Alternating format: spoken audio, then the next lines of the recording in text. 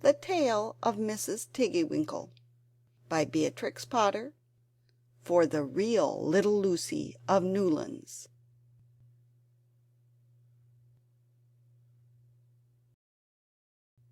Once upon a time there was a little girl called Lucy, who lived at a farm called Littletown. She was a good little girl, only she was always losing her pocket handkerchiefs. One day little Lucy came into the farmyard crying. Oh, she did cry so! "I've lost my pocket hankin! 3 hankins and a penny! Have you seen them, Tabby kitten?"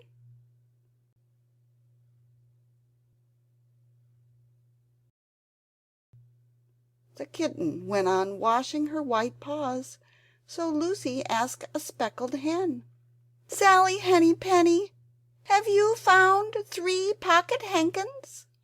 But the speckled hen ran into the barn clucking, "I go barefoot, barefoot, barefoot."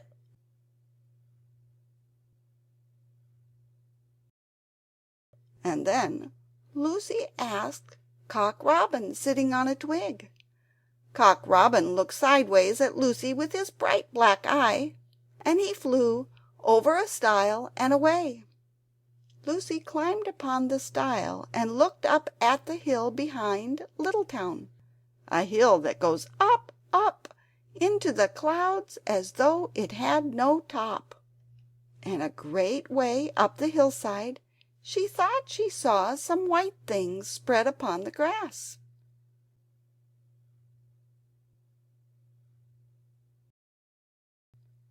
Lucy scrambled up the hill as fast as her short legs would carry her. She ran along a steep pathway, up and up, until Littletown was right away down below.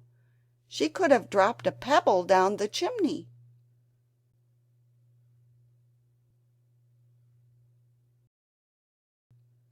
Presently she came to a spring bubbling out of the hillside. Someone had stood a tin can upon a stone to catch the water, but the water was already running over, for the can was no bigger than an egg cup, and where the sand upon the path was wet there were footmarks of a very small person.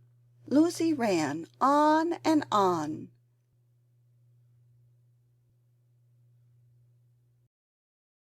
The path ended under a big rock. The grass was short and green, and there were clothes props cut from bracken stems, with lines of plaited rushes, and a heap of tiny clothespins, but no pocket handkerchiefs. There was something else, a door straight into the hill, and inside it someone was singing, "Lily white and clean, oh, with little frills between, oh, smooth and hot, red rusty spot, never to be seen, oh."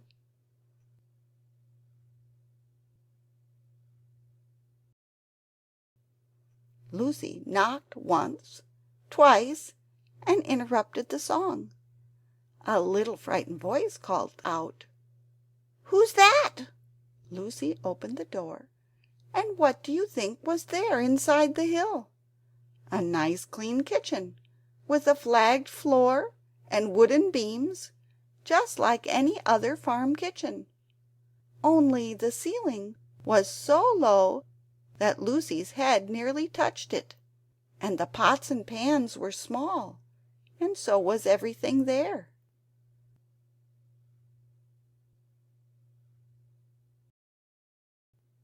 There was a nice hot singy smell, and at the table, with an iron in her hand, stood a very stout short person, staring anxiously at Lucy. Her print gown was tucked up, and she was wearing a large apron over her striped petticoat. Her little black nose went sniffle, sniffle, snuffle, and her eyes went twinkle, twinkle, and underneath her cap, where Lucy had yellow curls, that little person had prickles.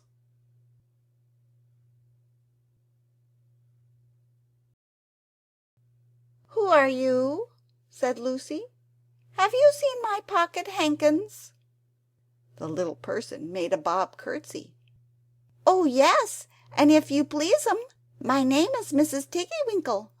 Oh yes, if you please'm, I'm an excellent clear starcher." And she took something out of the clothes basket and spread it on the ironing blanket.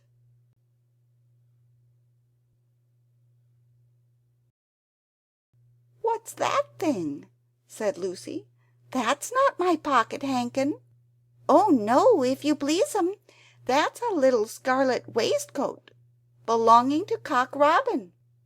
And she ironed it and folded it and put it on one side.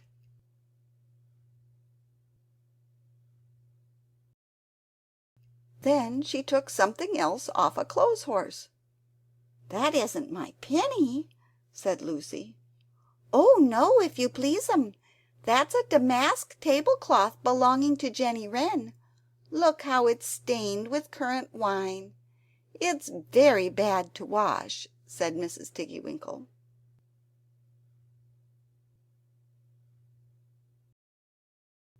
Mrs. Tiggy-Winkle's nose went sniffle, sniffle, snuffle, and her eyes went twinkle, twinkle, and she fetched another hot iron from the fire.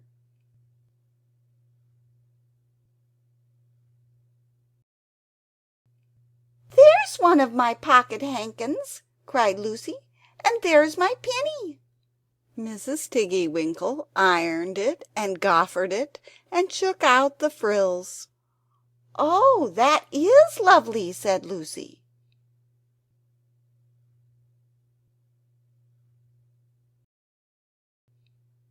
"And what are those long yellow things with fingers like gloves?" "Oh, that's a pair of stockings belonging to Sally Hennypenny. Look how she's worn the heels out with scratching in the yard. She'll very soon go barefoot," said Mrs. Tiggy-Winkle.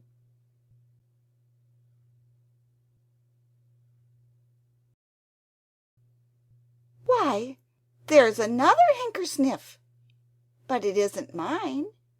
It's red. Oh, oh no, if you please'm, that one belongs to old Mrs. Rabbit, and it did so smell of onions I've had to wash it separately. I can't get out that smell." "There's another one of mine," said Lucy.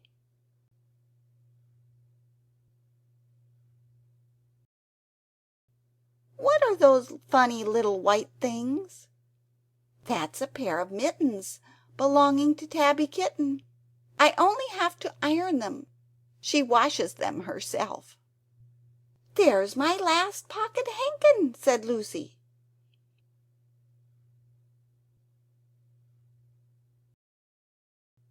"And what are you dipping into the basin of starch?" "They're the little dicky shirt fronts belonging to Tom Titmouse, most terrible particular," said Mrs. Tiggy-Winkle. "Now I've finished my ironing, I'm going to air some clothes."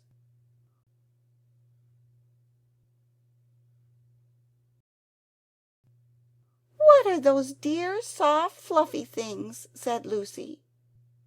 "Oh, those are the woolly coats belonging to the little lambs at Skagel."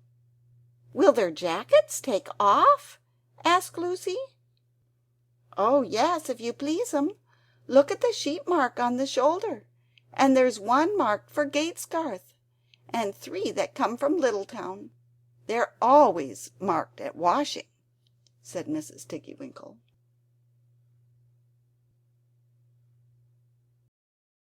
And she hung up all sorts and sizes of clothes, small brown coats of mice, and one velvety black moleskin waistcoat, and a red tailcoat with no tail, belonging to Squirrel Nutkin, and a very much shrunk blue jacket belonging to Peter Rabbit, and a petticoat, not marked, that had gone lost in the washing, and at last the basket was empty.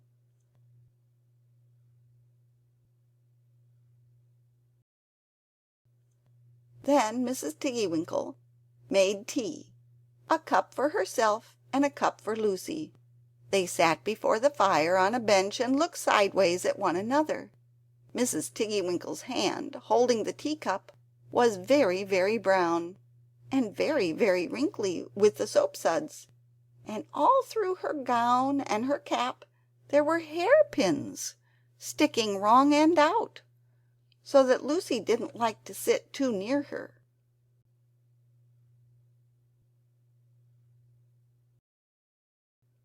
When they had finished tea, they tied up the clothes in bundles, and Lucy's pocket handkerchiefs were folded up inside her clean pinny, and fastened with a silver safety pin. And then they made up the fire with turf, and came out and locked the door and hid the key under the door-sill.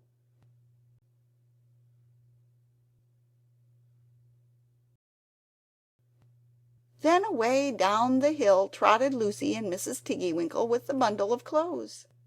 All the way down the path little animals came out of the fern to greet them. The first that they met were Peter Rabbit and Benjamin Bunny.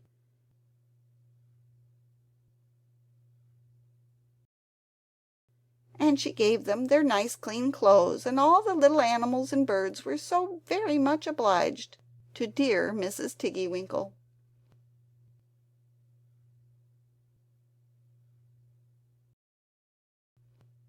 So that at the bottom of the hill, when they came to the stile, there was nothing left to carry except Lucy's one little bundle.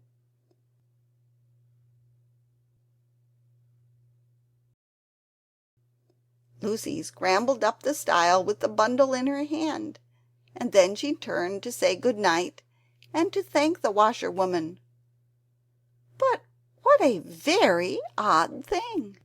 Mrs. Tiggy-Winkle had not waited either for thanks or for the washing bill. She was running up the hill, and where was her white frilled cap, and her shawl, and her gown, and her petticoat?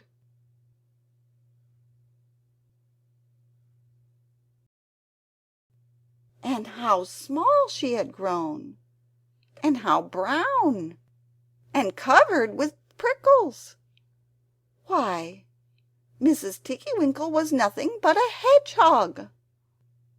Now some people say that little Lucy had been asleep upon the stile, but then how could she have found 3 clean pocket handkins and a penny pinned with a silver safety pin?